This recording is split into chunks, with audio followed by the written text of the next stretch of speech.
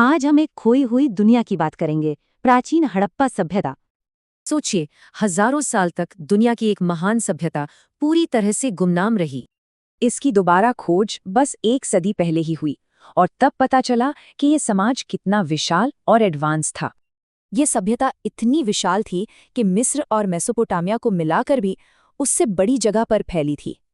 2600 ईसा पूर्व से ये फली फूली और दुनिया की 3 सबसे पहली महान सभ्यताओं में से एक बनी। तो किसी कल्चर को सिविलाइजेशन क्या बनाता है? खैर, ये सारे गुण हड़प्पा के लोगों में मौजूद थी।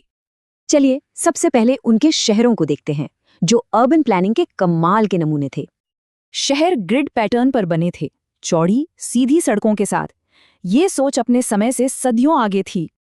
शहर अक्सर 2 हिस्सों में बटे होते थे, ऊपरी शहर अमीरों के लिए और निचला शहर आम लोगों के लिए। पर कमाल की बात यह है कि अमीर गरीब के घरों में बनावट का कोई फर्क नहीं था, क्वालिटी एक जैसी थी। शहर तो कमाल थे, पर उनकी असली जीनियस शायद पानी के मैनेजमेंट में थी। उनके एक सबसे बड़े शहर के बीचों बीच एक रहस्यमयी चीज मिली, जिसे ग्रेट बाथ कहते हैं। ये क्यों बनाया गया था, ये आज भी एक पहेली है। शायद शाही स्नान के लिए या किसी धार्मिक रस्म के लिए। ये 12 बाई 7 मीटर का था और इसे नेचुरल बिटुमिन से पूरी तरह वाटरप्रूफ बनाया गया था। उनकी इंजीनियरिंग कमाल की थी। शहर में ढकी हुई नालियां थीं, जो आज के शहरों के लिए भी एक मिसाल है।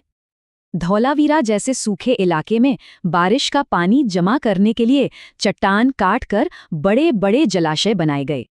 इनमें से जो सबसे बड़ा था वो 73 मीटर लंबा था। सोचिए जरा।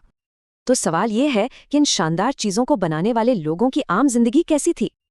उनका खानपान काफी एडवांस था, जिसमें अनाज से लेकर मसाले और मांस मछली तक सब कुछ शामिल था। और एक दिलचस्प बात, ये यूरेशिया में कपास उगाने और कपड़ा बनाने वाले पहले लोग थे। ये लोग दुनिया से अलग थलग नहीं थे, बल्कि बहुत बड़े ग्लोबल ट्रेडर्स थे। ऐसी हजारों मोहरें मिली हैं। शायद ये व्यापारियों की पहचान या सामान की गारंटी के लिए इस्तेमाल होती थी। लोथल शहर में तो 2 फुटबॉल मैदान से भी लंबा एक डॉकयार्ड था। यहाँ से जहाज कीमती सामान लेकर मेसोपोटामिया तक जाते थे, जो हजारों मील दूर था। तो सवाल ये है कि इतने एडवांस्ड लोग आखिर गायब क्यों हो गए? उनकी लिखी बातें आज भी कोई पढ़ नहीं पाया है।